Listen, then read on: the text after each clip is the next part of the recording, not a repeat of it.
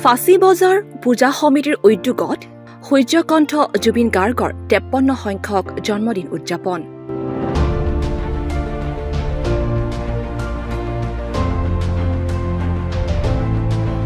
বিভিন্ন ভাষাত 38,000 গীত গাই সকলোৰে মন মোহা অসমৰ প্ৰাণৰ শিল্পী জুবিন গাৰ্গ।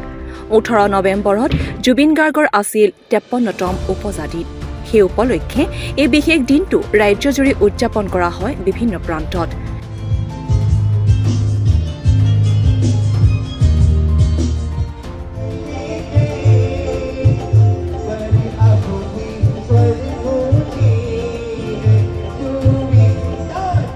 সমান্তৰালকৈ ফাঁচী বজাৰ পূজা সমিতিৰ উদ্যোগত আৰু 16 নং ৱাৰ্ড পাৰিষদৰ সহযোগত সূৰ্যকণ্ঠ জুবিন গাৰ্গৰ 53 সংখ্যক জন্মদিন উদযাপন কৰা হয়। জুবিন গাৰ্গৰ স্মৃতিত ফাঁচী বজাৰৰ ব্যৱসায়ীসকলে একেলগ হৈ আয়োজন কৰে এক সংগীত অনুষ্ঠানৰো। এই অনুষ্ঠানত উপস্থিত থাকে ডি নিউজৰ স্বত্বাধিকাৰী ৰমেন্দ্ৰ কুমাৰ চমুৱা, অভিনেত্ৰী পিংকি শৰ্মা। অনুষ্ঠানটিৰ বিষয়ে কি কয় আহক শুনো তেওঁলোকৰ ভাষ্যৰে। আজি ফেঞ্চি বজাৰ পূজা সমিতিৰ উদ্যোগত আমাৰ মৰমৰ জুবিন দাস এটা জন্মদিনে তেখেতসকলে এটা প্ৰগ্ৰেম ৰাখিছিলে আৰু এই প্ৰগ্ৰেমটোত আজি মই নিজে উপস্থিত আছোঁ আৰু বহুত ভাল লাগিছে। আজি আমাৰ গোটেই ফেঞ্চি বজাৰ পূজা সমিতিৰ লগতে আৰু ইয়াৰে অন্যান্য যিসকল মানে বিজনেছ কমিটিৰ মানুহ আছে তেখেতসকলে আহি আমাৰ জুবিন দাক আজি শ্ৰদ্ধাঞ্জলি জনালে। লগতে তেখেতৰ কিছু গানো আমি ইয়াতে শুনিবলৈ পালোঁ আৰু বহুত ভাল লাগিল। ইয়াতে তেখেতসকলৰ যি পৰিৱেশন কৰিলে এটা আমাৰ জুবিন দাৰ যিটো মায়াবিনী গান বিশেষকৈ সেইটো এটা হিন্দী ভাৰ্চন মই ইয়াতে শুনিবলৈ পালোঁ। তেখেতে নিজেই এইটো কনভাৰ্ট কৰি লোৱা আচলতে তেখেতৰ গান জুবিন দাৰ গান আচলতে তেখেতে কনভাৰ্ট কৰি লৈছে হিন্দীলৈকে আৰু বৰ শুনি ভাল লাগিছে।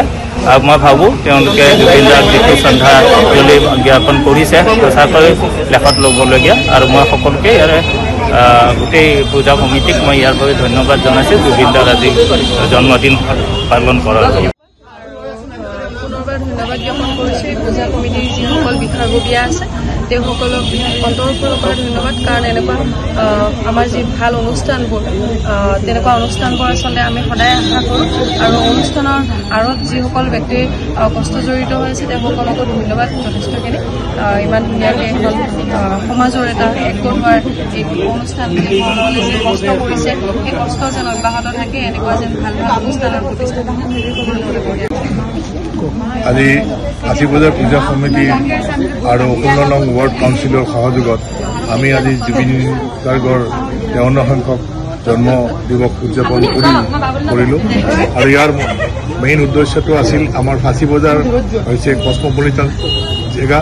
তাত জুবিনৰ এই যি প্ৰয়াস আছিলে প্ৰয়াসটো আমি লৈ যাবলৈ চেষ্টা কৰিছিলোঁ আৰু সকলোখিনি বিভিন্ন সম্প্ৰদায়ৰ লোক আহি আজি ইয়াতে সমন্বিত হৈছে হৈ তেওঁলোকে নিজৰ জুবিন গাৰ্গৰ গান গীত পৰিৱেশন কৰি জুবিন গাৰ্গক স্মৰণ কৰাটোৱে আমাৰ এটা মহান উদ্দেশ্য আছিলে। সেই উদ্দেশ্যখিনি সফল কৰিবলৈ সকলো আহি ইয়াত সমবেত হোৱাৰ কাৰণে মই সকলো দৰ্শক অনুৰাগী আৰু যিসকলে পৰিৱেশন কৰিলে সেই সকলোকে মই আমাৰ সমিতিৰ তৰফৰ পৰা কৃতজ্ঞতাৰ ধন্যবাদ জ্ঞাপন কৰি জুবিন গাৰ্গৰ য'তে আছে তেওঁ শান্তিত থাকক, আমাক আশীৰ্বাদ কৰক। আমি যেন তেওঁৰ যি আদৰ্শ এই অনুপ্ৰেৰণা সদায় আগত লৈ আমি যেন আগুৱাই যাব পাৰোঁ, আমাৰ জাতিটো সদায় সমন্বয়েৰে আগুৱাই যায় তাৰে সদায় প্ৰয়াস কৰি যাম, তাৰে প্ৰতিশ্ৰুতিৰে সকলোকে ধন্যবাদ জ্ঞাপন কৰিছোঁ। এটা বাট আমাক দেখাই গৈছে যে মানুহৰ ওপৰত কোনো নহয়।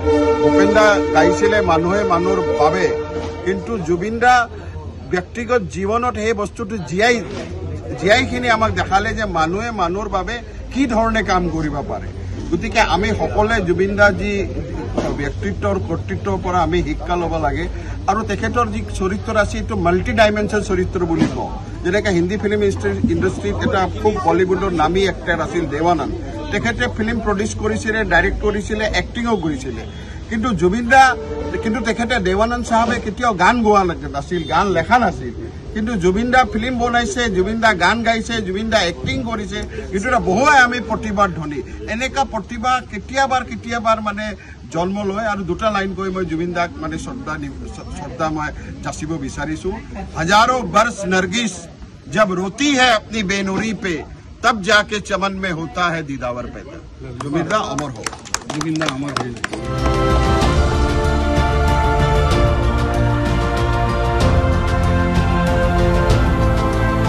News desk report D news আৰু ডি নৰ্থ ইষ্ট।